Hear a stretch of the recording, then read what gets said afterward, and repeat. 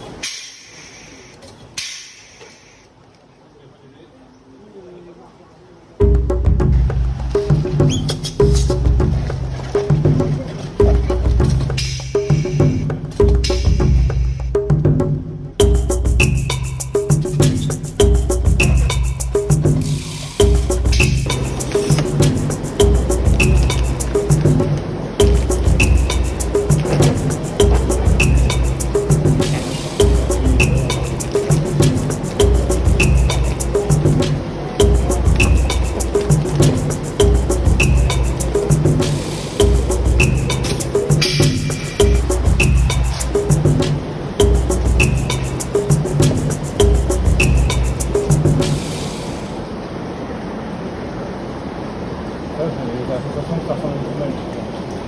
C'est quand même pas drôle.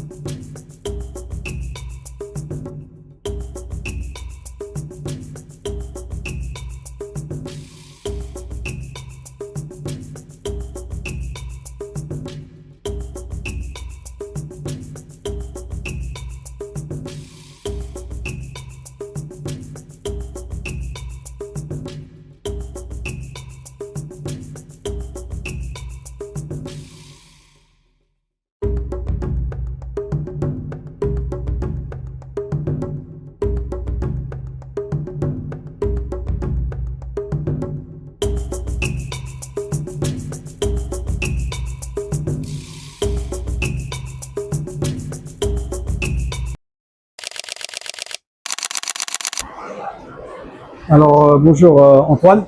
Bonjour. Alors je vais te laisser te faire une petite courte présentation pour ceux qui ne te connaissent pas du tout. Ouais. Donc dans le milieu aquarophilie, tout le monde te connaît, tu es assez connu.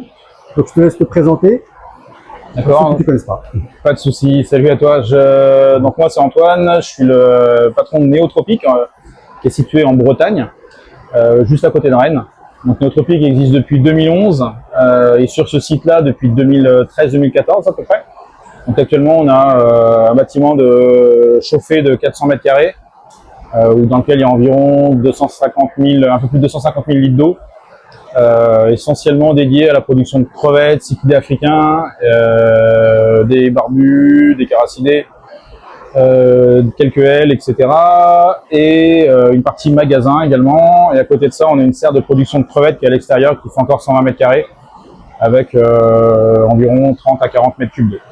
Le marché qu'on touche, c'est essentiellement les particuliers, les grossistes en poissons d'aquarium et quelques magasins spécialisés.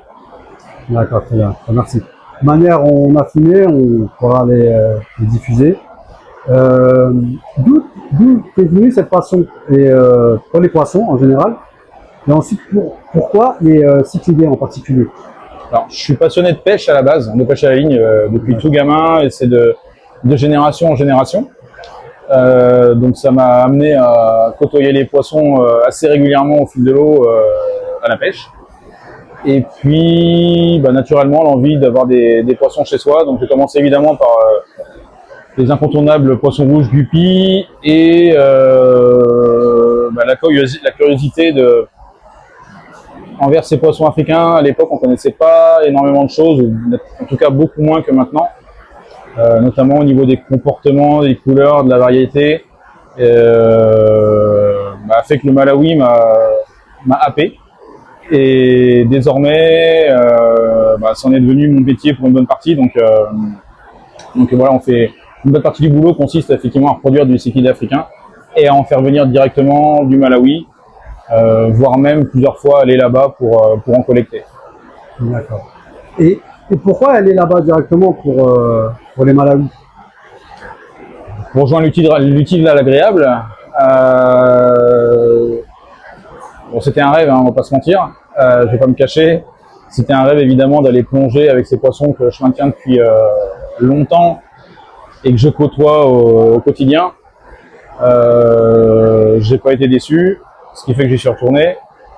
Et du coup, ça permet surtout d'avoir pris contact avec un fournisseur là-bas, avec lequel je bosse depuis pas mal d'années, et de choisir collecter des nouvelles variétés, des souches qui soient vraiment pures. Parce que quand on part sur du sauvage, on est certain de ne pas avoir de consanguinité, on est certain d'avoir les espèces qui ont bien été collectées aux bons endroits, vu qu'on est sur le bateau lors de les collectes. Donc derrière, on peut proposer à la vente des poissons d'élevage dont on est certain de la traçabilité. Et il y a une différence entre les poissons sauvages et d'élevage? Au niveau des maintenances des paramètres d'eau, sincèrement, il n'y a pas réellement de différence. Les sauvages sont très costauds aux paramètres, température, pH, etc. À peu près comme les sujets d'élevage. La vraie nuance, elle va se situer au niveau des alimentations. Parce que ce que tu vas avoir, c'est vraiment une différence. Évidemment, un sujet sauvage, il n'a jamais mangé de granulés avant d'arriver en Europe. Et la plupart des brouteurs ont des intestins très longs. Et les cyclidés africains sont très costauds. Par contre, ils ont un point faible. C'est l'aspect intestinal, la flore intestinale, qui est très longue pour s'adapter à un nouveau type d'aliment. Donc évidemment, quand tu pars sur un aliment inerte, alors que les poissons ont toujours brouté des algues au milieu naturel, il va falloir vraiment plusieurs semaines, plusieurs mois avant que cette flore soit parfaitement adaptée à digérer l'aliment que tu utilises. D'accord, merci. Je vais terminer avec une dernière question. Est-ce que tu touches particulièrement à préserver ce que tu parlais de souche tout à l'heure, et tu fais vraiment attention justement à la souche du poisson? Il y a souvent, on parle d'hybridation chez les poissons. Qu'est-ce que tu en penses justement par rapport à tout ça? Alors, le Malawi, c'est à la base, je ne l'ai pas précisé, mais je suis passionné d'évolution. Donc c'est un sujet d'étude extraordinaire. Hein. C'est quand même là où il y a le plus grand nombre d'espèces vertébrées au monde, issues d'un seul ancêtre commun. Donc on a quand même presque 1000 espèces issues d'une espèce initiale, voire deux, mais principalement d'une, qui est Astatotilapia calyptera. Et il y aurait peut-être Serranochromis robustus, qui est un gros prédateur, qui serait à l'origine de certains aplos, mais c'est pas totalement établi. Par contre, c'est vrai que